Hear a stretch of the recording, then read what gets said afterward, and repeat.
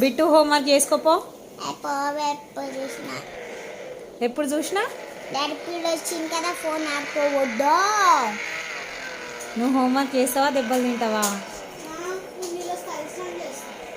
Bit చూసిన ఎప్పుడు చూసినా చదువు చదువు అంట కదా.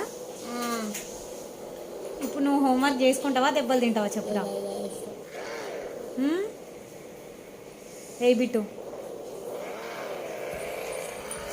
బిట్టు బిట్టు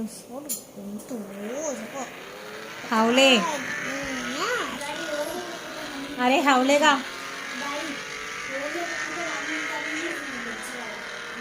బిట్టు నీకు వ్యాక్సిన్ వేపియాలా బిట్టు చక్కగా అవుతావు.